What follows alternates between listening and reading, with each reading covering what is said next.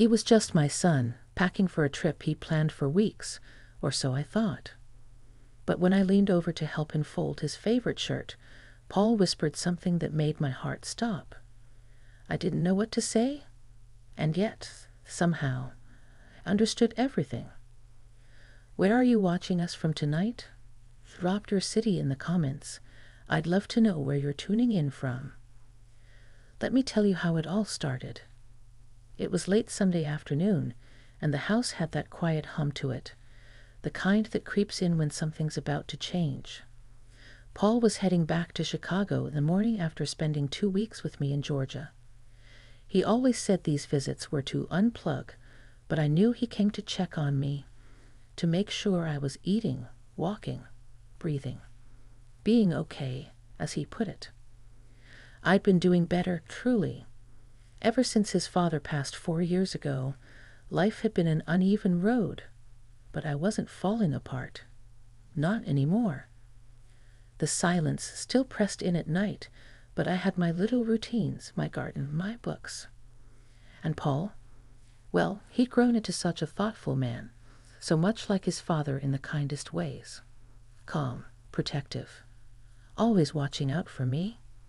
The guest room, which still had his old high school posters tucked in the back of the closet, looked like a tornado had hit it. Clothes everywhere, a half-zipped suitcase on the bed, and Paul sitting cross-legged on the floor sorting socks like a boy going off to summer camp. I leaned against the doorframe, watching him for a moment. He hadn't shaved that morning, and the scruff made him look rugged, older. He was 31 now, but I still saw the baby I once rocked to sleep on stormy nights. "You're hopeless at folding," I teased, walking in with a warm smile. He glanced up, chuckling. "And you're still a perfectionist, Mom." "Guilty," I said, kneeling next to him.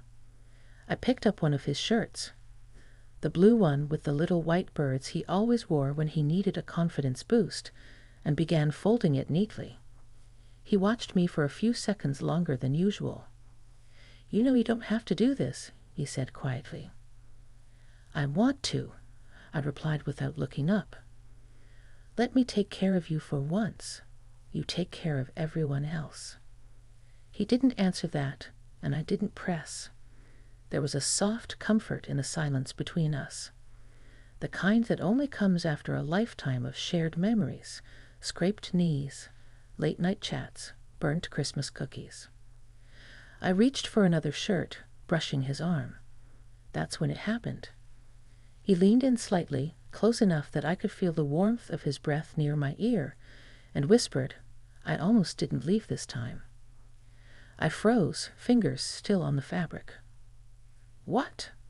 I said softly, eyes meeting his. Paul looked down, almost embarrassed, but his voice didn't shake. I don't know why I'm saying this now. Maybe because it's safer, since I'm leaving. But these 2 weeks, they felt different. I saw you in a different way, not just as Mom. I sat back on my heels, the world pausing for a breath. He ran a hand through his hair and gave a nervous laugh. God, that probably sounded weird. "I just mean, you're not just my mother. You're a woman, and I think I noticed that more than I ever have." My heart thudded against my ribs, not from shock, but from how calmly he'd said it. How honest it felt. There was no joke in his tone, no hint of playfulness. Just a man trying to put a feeling into words he probably didn't even know how to name. I should have been angry, or confused, or something. But I wasn't. I wasn't because I'd felt it too, in small invisible ways. The way our hands brushed when we did dishes. The long talks on the back porch, eyes lingering just a beat too long. The way he looked at me when he thought I wasn't watching. It wasn't about romance or some wild, impossible fantasy. It was about connection. 2 souls, weathered by time and loss, seeing each other with fresh eyes. It scared me, but it also comforted me in a way I hadn't felt in years. "You're not leaving because of that, are you?" I asked quietly. He hesitated. "I don't know. Maybe I thought if I stayed any longer, I might say something I couldn't take back." My lips parted, but nothing came out. What could I say? That I'd felt a shift too. That in the silence of this house, he'd filled a space I didn't even know was hollow. That I had lain awake at night after our talks, wondering why the sound of his laughter made me feel beautiful again. Instead, I just touched his hand.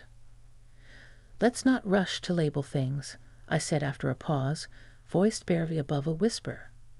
"Feelings can be surprising, but they're not wrong." He looked up at me, eyes searching. "I just want you to know," he said, "that whatever I feel, it's not coming from a place of confusion. It's respect. It's deep. I'd never want to hurt you." "I know," I said, squeezing his hand. "I know, Paul." The suitcase sat half-packed on the bed. The sun had dipped lower, casting golden light through the curtains. We didn't speak for a while. We didn't need to. Something had shifted between us, subtle, tender, real. And as we sat there, side by side, I didn't know what would happen next, but I knew we had crossed into a new kind of truth, one that would ask us to be honest and brave. The next morning, the air felt different. It wasn't cold exactly, but there was a heaviness in it, the kind that settles over your shoulders before a storm.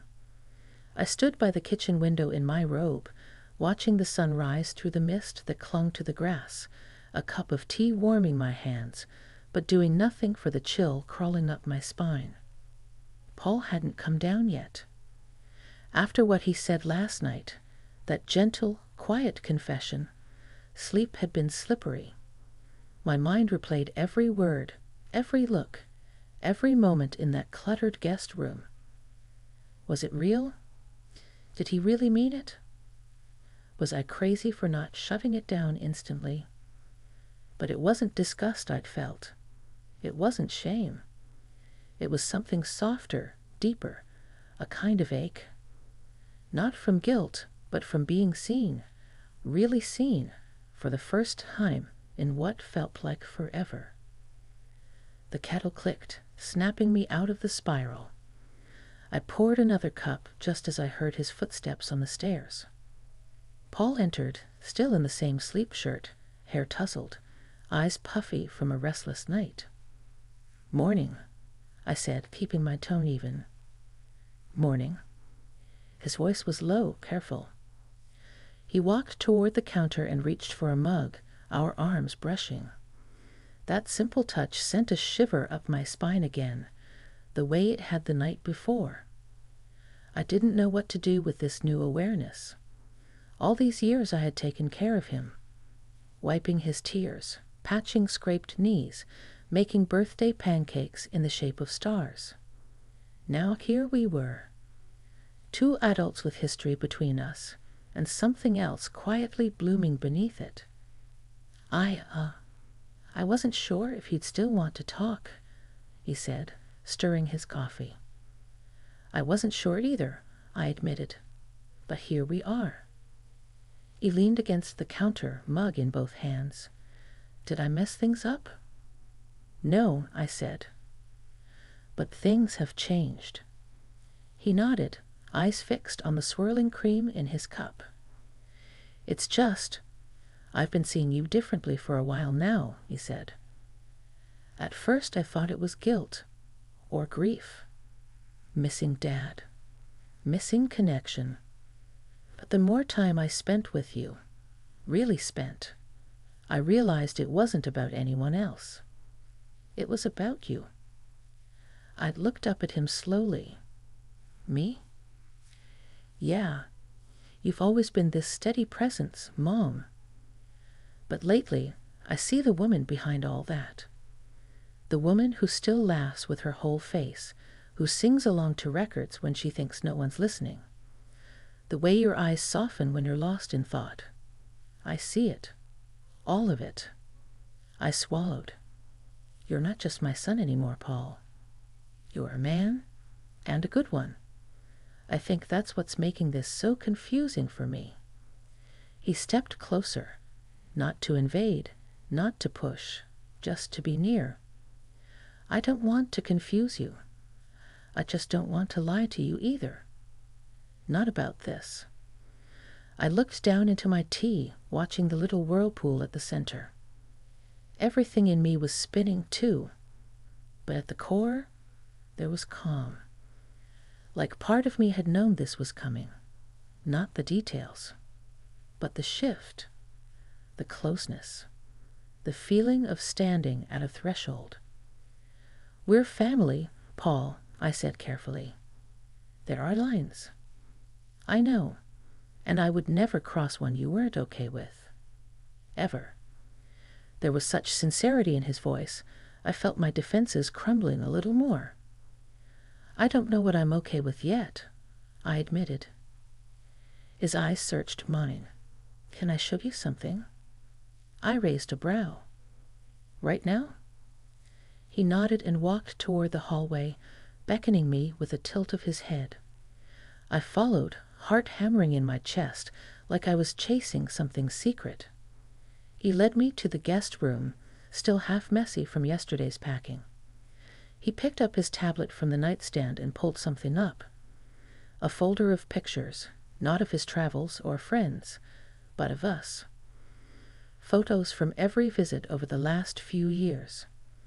Laughing together at the farmer's market, me reading on the porch swing, my hands in the dirt of the garden, close-ups I didn't know he took. I've been collecting these, he said, voice low, because every time I came here, I saw you, and I didn't want to forget how it felt. My throat tightened. No one had looked at me like that in years. Like I mattered. Like I was beautiful in the most ordinary moments. I sat down on the edge of the bed, tablet in my lap, thumbing through photo after photo. I look happy, I whispered. You are, he said. And I think part of that is you seeing yourself through my eyes. Finally. I looked up at him then, seeing the same boy I'd raised, and the man who had grown beyond me, yet still carried my heart in ways I couldn't explain. I don't know what this is, I said, but I know it's real. I'm not asking for anything, Paul said, kneeling gently in front of me. I just needed you to know that you're not invisible, that you're not just Mom, you're Michelle, and you matter. My hand found his cheek before I even realized what I was doing. His eyes closed at my touch, not with lust, but with relief. Gratitude, a kind of peace I didn't expect to see there. We stayed like that for a long moment, breathing in the same space. No words, no demands, just understanding. When I pulled away, there were tears in both our eyes. He stood slowly, backing away, giving me space. I'll finish packing, he said softly. Let me know if you want to talk more. I nodded, still holding the tablet.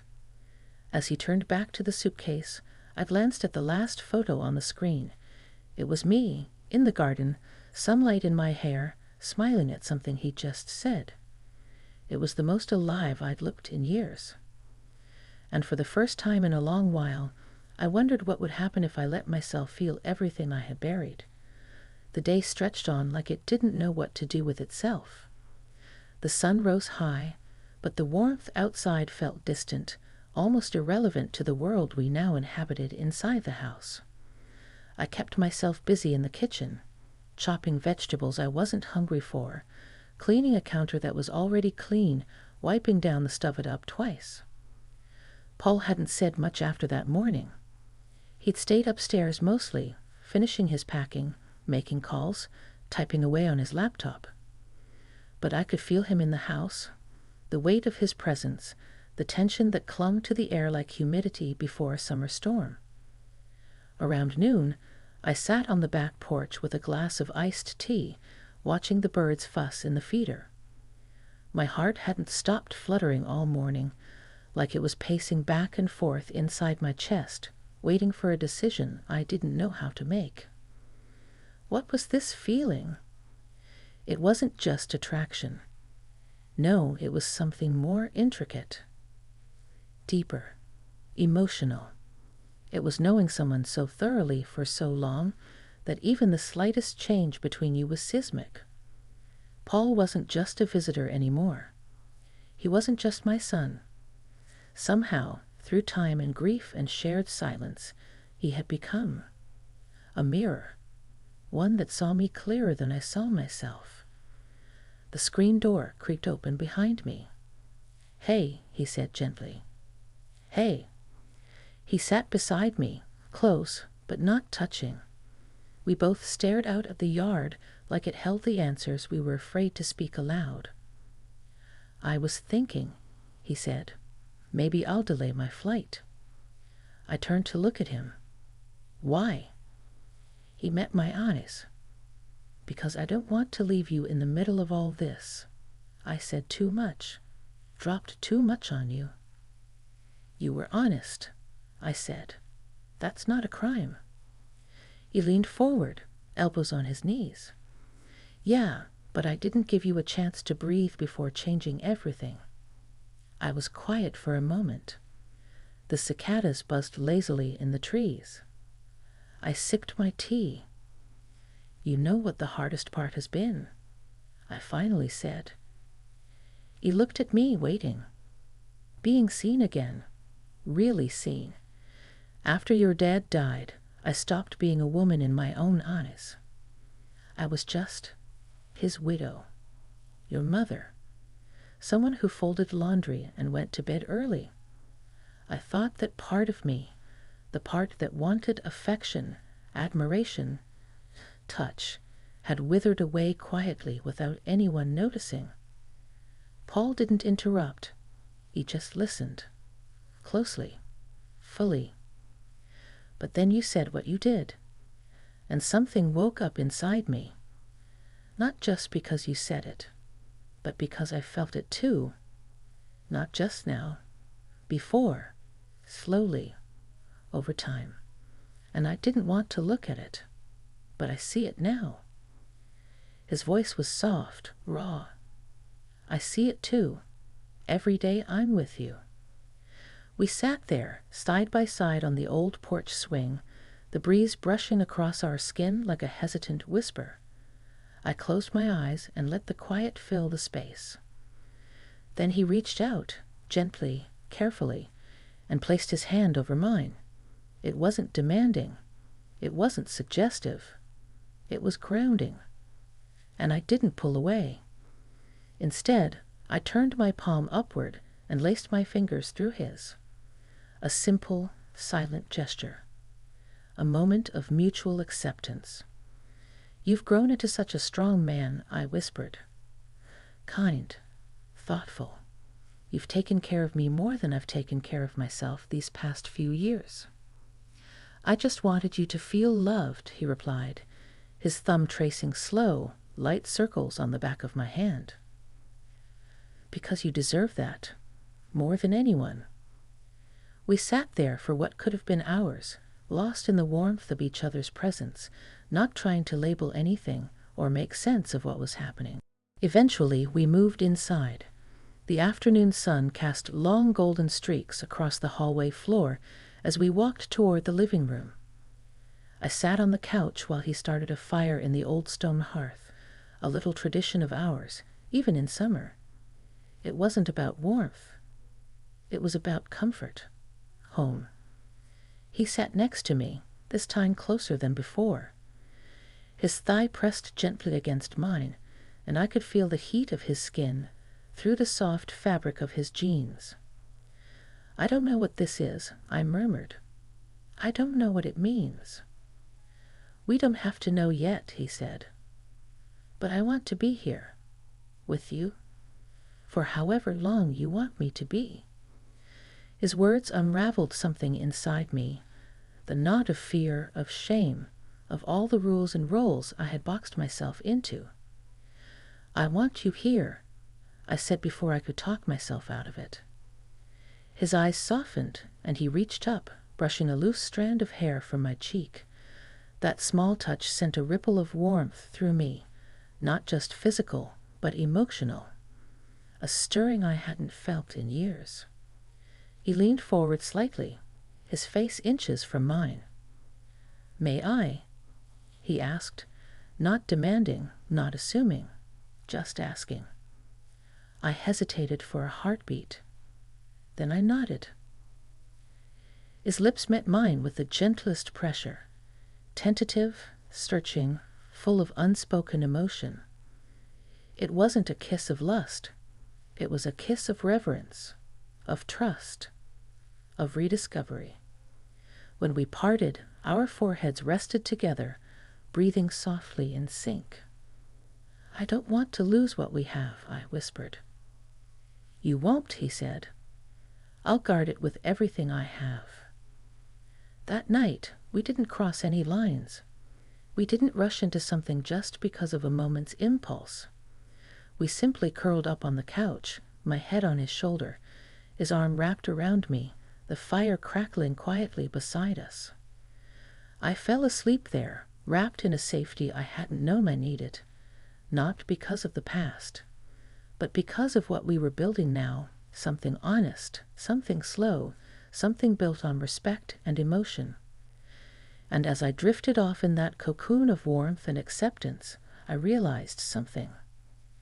Sometimes the heart finds its way home, in the most unexpected person.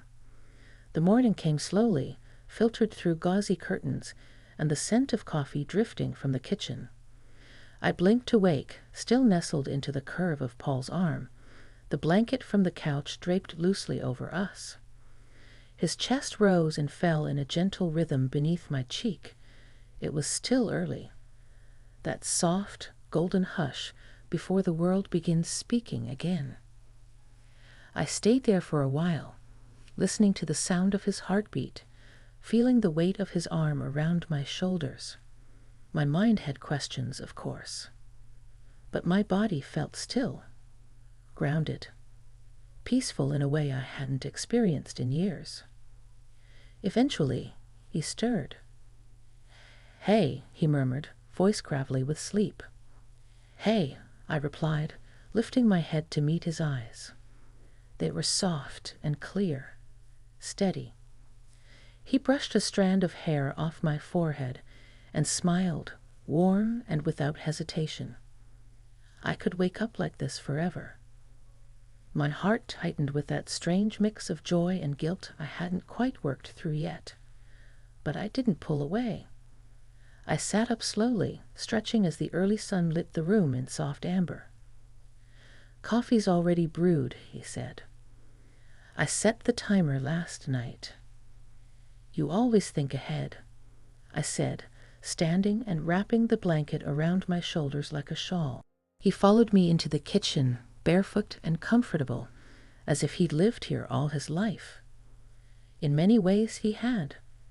But this felt new, different. He wasn't just visiting. He wasn't a guest. He was part of this space now in a way that neither of us had defined, and yet both of us understood. We sat across from each other at the small kitchen table, the clink of spoons and the hum of the refrigerator, the only sounds between us for a while. "I've been thinking," I said finally, cradling my mug, "about everything." His eyes searched mine. Me too. I looked out the window, past the garden, and the fence where the honeysuckle bloomed. I don't want to hide from this. Whatever it is, I'm not ashamed of how I feel, but I'm scared. "Of what?" he asked softly. "Of getting hurt, of hurting you, of crossing a line we can't uncross." He nodded slowly. "I understand. I think about that too." He reached across the table, palm up. I placed my hand in his without hesitation. "I don't need labels," he said. "I don't need promises or declarations. I just want to be with you, in whatever way you are comfortable with, even if that means just sitting on the porch, holding your hand, knowing we see each other differently now." Tears welled up in my eyes, not from sadness, but from the overwhelming tenderness in his voice, the simplicity, the respect. "It's been a long time since I felt chosen," I whispered, "not out of duty, but out of want." "I choose you," he said, "not just as my mother, but as a woman I deeply admire. I always have." That was the moment something inside me shifted permanently. A surrender, not to some reckless desire, but to the reality that love, in all its complicated forms, often doesn't look the way we expect. It doesn't follow rules. It just shows up, quietly, persistently, and asks if we're brave enough to receive it. That day, we didn't do anything dramatic. We didn't run away or disappear into some fantasy. We cleaned up the house together. We folded his clothes again, properly this time. We laughed about the ones he still refused to give up, even with holes in the sleeves. We walked to the farmer's market, side by side, brushing shoulders like we always did. Only now, there was a secret between us, a quiet understanding. That night, we sat on the porch as the sun set. I leaned into him as he wrapped a blanket around us both. The world carried on around us, birds calling out from the trees, wind rustling the leaves, the occasional hum of a car in the distance.